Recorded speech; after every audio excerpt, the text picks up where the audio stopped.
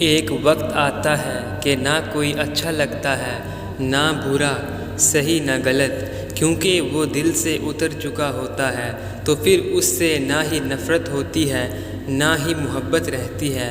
دل خالی ہو جاتا ہے ہر جذبات سے۔ کسی کی میٹھی باتوں کا یہ مطلب ہرگز نہیں ہوتا کہ آپ اس کے لیے خاص ہیں۔ بعض اوقات کبوتر کو کھلانے کے لیے نہیں بلکہ پکڑنے کے لیے بھی دانہ ڈالا جاتا ہے۔ لوگ عجیب ہوتے ہیں، غلط ثابت ہونے پر معافی نہیں مانگتے، رابطے توڑ لیتے ہیں۔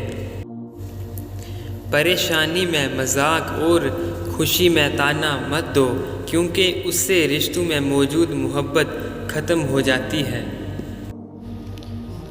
جھوٹ بول کر بھروسہ توڑنے سے بہتر ہے سچ بول کر رشتہ توڑ دیا جائے۔ رشتے پھر جڑ جائے گا، بھروسہ کبھی نہیں جڑتا۔ رب کے عشق میں ایک مقام وہ بھی آتا ہے کہ دعا تو دور کی بات ہے، انسان صرف سوچتا ہے اور رب نواز دیتا ہے۔ نہیں چاہیے حصہ بھیا میرا مائکا سجائے رکھنا، کچھ نہ دینا مجھے صرف محبت برقرار رکھنا۔ پاپا کے اس گھر میں میری یاد بسائے رکھنا، بچوں کے ذہنوں میں میرا مان برقرار رکھنا۔ بیٹی ہو ہمیشہ اس گھر کی یہ اعزاز سجائے رکھنا۔ جس انسان میں سچ سننے کی طاقت نہ ہو اس انسان سے گفتگو کرنے سے گریز کرنا چاہیے، کیونکہ وہ آپ کی ہر بات کو غلط قرار دے کر اپنی غلطیوں پر بھی آپ ہی کو قصوروار ٹھہرا دے گا۔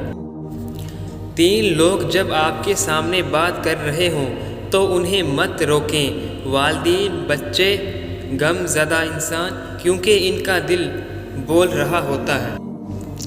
اللہ تعالیٰ فرماتے ہیں جو میرا ذکر زمین پر کرتا ہے میں اس کا ذکر آسمان پہ کرتا ہوں۔